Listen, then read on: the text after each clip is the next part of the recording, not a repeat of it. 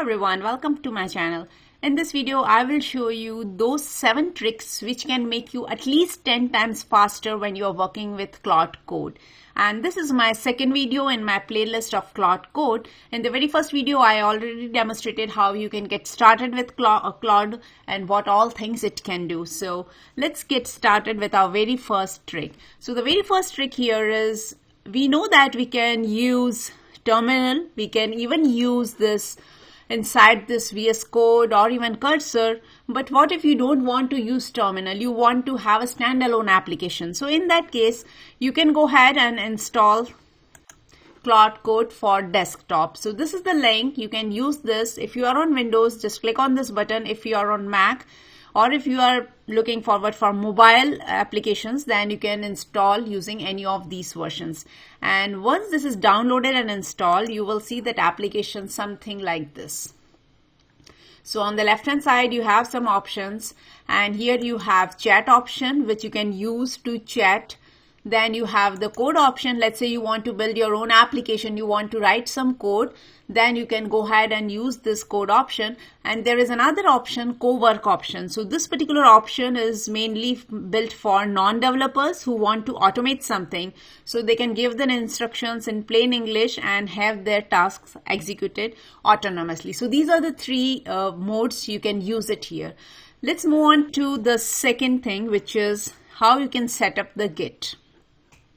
Now you can use any of these versions, but I would prefer to use that inside my VS Code, because my entire code is going to be inside this VS Code. So it is always good to use the terminal inside VS Code, which can interact with Claude. Now you may be asking, why do we need Git here? So Git allows us for version controlling, and let's say you are building some application using Claude and something went wrong, then in that case you may want to revert to your earlier solutions. So if you are looking for some code revert or committing new changes, or you want to maintain some versions, then it is always good to go ahead and associate with Git. So that is the most recommended practice when you are working with Claude Code. Now let me show you how you can do that. First, I will go ahead and launch my terminal here. So here you can see I have logged in. Next thing is, let's say you don't know how to do that. So there are 2 options to install that. The very first option here is, you can go to this website and install the Git. So there are, like, for Mac there is something, for Linux as well as for Windows. So depending on your operating system, you can go ahead and install it. But let's say you don't want to use this, because anyways we are inside this Claude terminal. So why can't we use the same terminal to perform all of these things? So if you want to use this terminal to install or set up your Git, then you can say, can you install Git for me? And it will go ahead and either it will install for you or it will guide you depending on how much level of permissions you have granted to this terminal. So in my case, I have not granted much of permissions, so that's why it is saying I can't install it on your behalf, but definitely I can assist you. So these are the various options. You can use it to install it. Now once it is installed, it is always good to go ahead and validate it whether it is actually installed. So just fire git ---- version and it will start executing that command, and it will ask you, do you want to proceed? So let's say yes, and if everything is fine, it will give me the version. So in my case, everything is already installed. So here you can see this is the version which is installed on my Windows machine. Now we have our Git installed. Next thing is, we need a place where we can store our code base, or we can create a repo. So for that, you can go with GitHub, which means that now you should have your GitHub. And if you're new to GitHub, you can consider or think GitHub as a location or a website wherein you can keep your code safe. So let's say tomorrow your machine got crashed, so that in that particular case also you can go ahead and access your code using this website rather than relying on a single box. So how can we do that? Let me quickly show you that.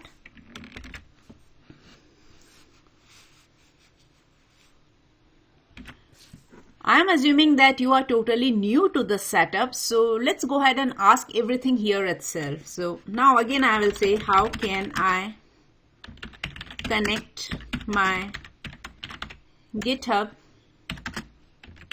account to this? So what you can do is you can go to github.com, create your login there, and then you can come here and just fire this command. So I'm asking, how can I connect my GitHub account to this terminal? Because whatever I'm doing, I will be using this particular to push my code, to pull my code, to commit and everything. Now it is saying there are two different ways. The very first one and the easiest one is by installing the GitHub CLI. So go ahead and install the GitHub CLI either using this, or you can also go to website and directly download it from there.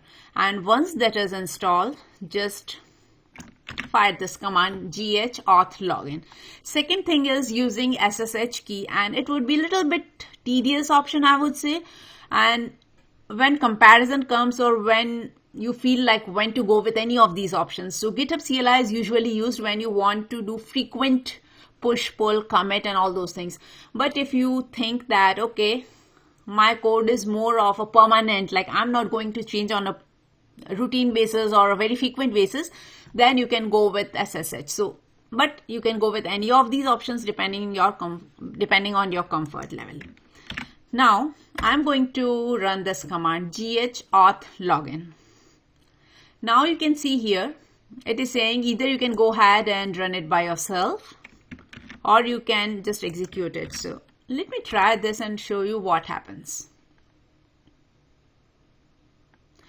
So whenever you are executing this command, so you know that this exclamation mark is used whenever you want to execute some command or run some command inside your terminal. So that is a standard way you must have used in your Jupyter notebooks as well. Now when you are firing this command, it is saying that copy this code, go to this URL. It is trying to authenticate. So, and here we need to provide that. So let me quickly pause this video and provide this. Now it is saying like, would you like to authorize? So just say authorize, and here I need to provide my password. And here you can see everything is set up. Congratulations, you are all set. It means your device is now connected and you can definitely go ahead and use this particular terminal which is connected to GitHub.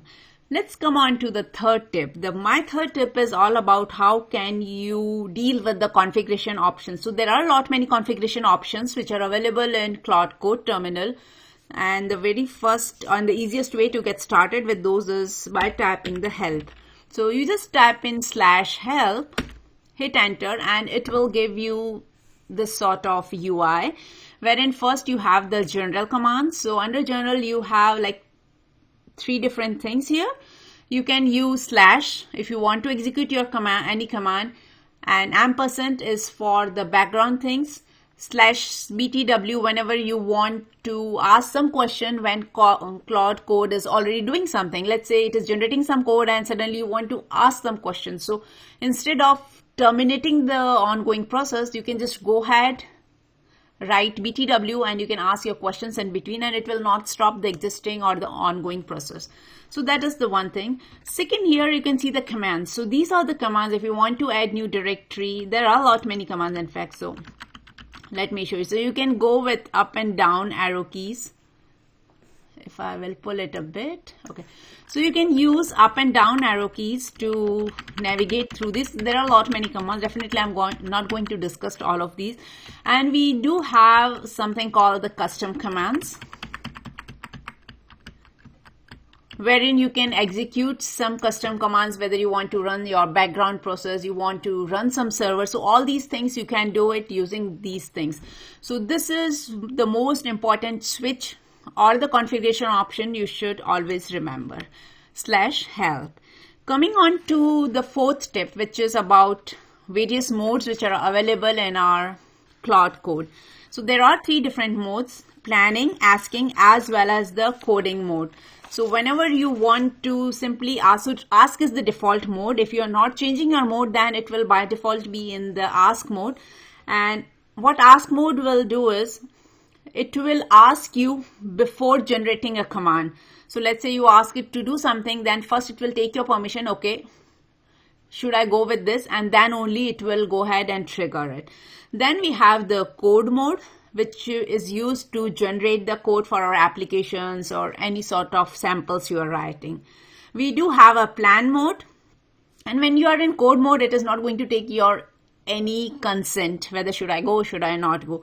If you want that consent, then you have to move to the plan mode. So in plan mode, it will provide you with the detailed, I would say the plan, what it is going to do based on our request, and then will ask us the follow-up question, should I go, should I not go. If you're looking for a lot many to and fro interactions, then always set it up in the plan mode. Now, to switch between these modes, you have a key Shift Tab. So you can see here, now it is in edit, except edits on. Then you have this plan mode, and then you have this question mode, this one, ask mode. So these are the three modes you can switch it. Coming on to my fifth tip, which is about very powerful shortcuts and like a few more commands. So let's say you are saying, can you, and suddenly you did something happened to a keyboard and you end up with this. Now, if you want to erase this entire thing, one way is you can just do backspace and remove one character at a time. Otherwise, the best thing is just press the escape twice. As soon as you will press the escape twice, it will erase everything, whatever is written in that terminal at that time for that particular command area. So this is one thing. Second thing is, if you want to move between your previous and the next commands, just use the arrow key, how we used to do with other terminals as well. So up and down arrow keys are the one which will allow you to navigate between your previous as well as the next commands. Then we have something like new line. So let's say, can you write? Now at this point, if I will hit enter to get into the new line, it's not going to work. Let me show you. So as soon as you will hit enter, it will start executing your request. But in our case, we don't want that. We want to move it to the next line before executing that. So for that, you can do Alt Enter.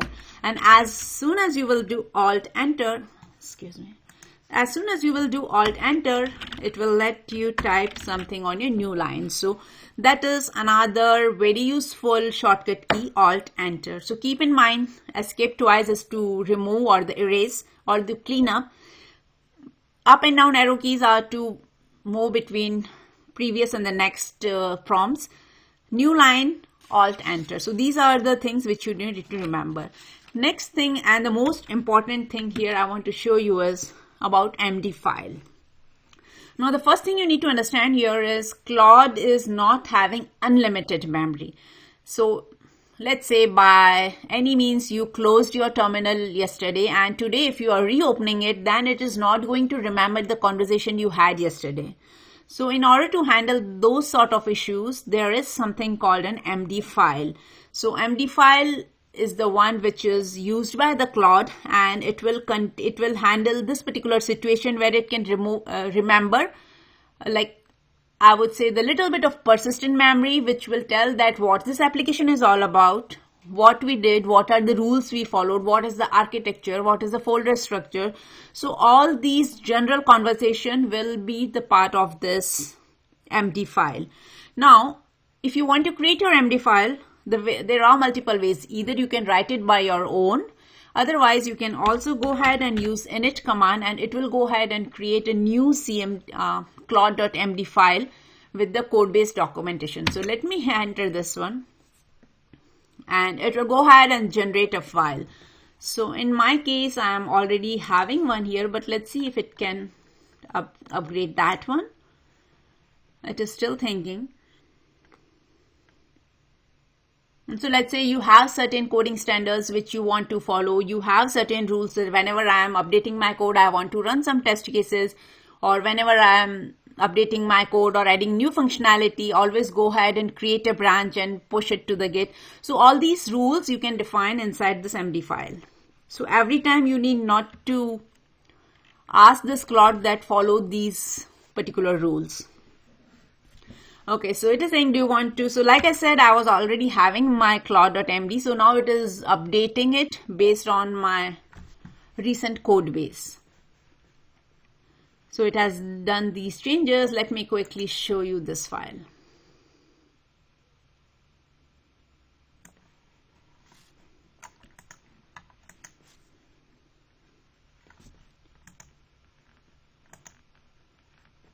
So here is my file which was already created, but if you are doing it from scratch for the very first time, you may see a file named .claude.md file. So, but it doesn't matter at all, it will still have the similar stuff. Now if you will look at this particular MD file which I have generated during my last video, and what it is saying is, this is how the things look like. These are my patterns, like who is going to call what. Then it is also talking about the tabs which I'm having. These are few functions here. This is my folder structure. What are my CSS modules and how I'm categorizing them. Then I do have visualization in my project, so this particular section is for that. But if you have anything else, you can definitely edit it and update this file and just save it. So that is one way. Now another useful thing is, let's say tomorrow new team member joined your team and he doesn't know what this project is all about. In that case also this file could be very useful. So what that new member can do is, it can simply go ahead and ask what is in this project. Let's see if it can answer this question for me.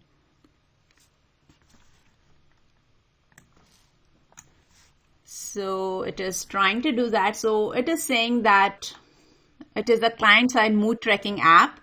Here is what it contains. So these are the things that is having my emoji picker. We are asking for mood, and this visualization we have. These are the key features that are. So if you will look at my MD file, I haven't explicitly defined these points, but still Claude Code was able to get these details for me based on my config file or MD file. And these are the 3 ways, or the data storage ways, where my data is residing. So this is high level idea of how you can use your MD file. Let's move on to our 7th tip, which is about the tasks. So let me show you something here. So there is another switch called or the command called tasks. As soon as you will enter here, it will tell you what all background tasks are running. So when I am saying background, it could be any task or the process which is running. For example, your web server. Let's say you are running your React application, then that could be your one way. So right now nothing is running, so I may not be able to show you, but let me quickly try one thing here. Can you run my application? So this is the web application which we created during our very first video, and I will try to see if it is still up and running. And if it is up and running, then we should have something under the tasks as well. So this is the port or the URL where my app is running. So this is the app which we created last time. I would simply say my name, my city, and if I want to provide these emojis and all, I can just provide it and everything. Okay, so this is the app, and here you can see app is up and running because my web server is running behind the scene. Now if I will go ahead and say tasks, it should give me something. So here you can see this time we have something which is running as a background process, and this is what we have. So these are the 7 useful tips I really wanted to share with you, and I hope these are very useful for you. If you know any other useful tip, do drop me a comment so that I will also learn from you. Thanks for watching.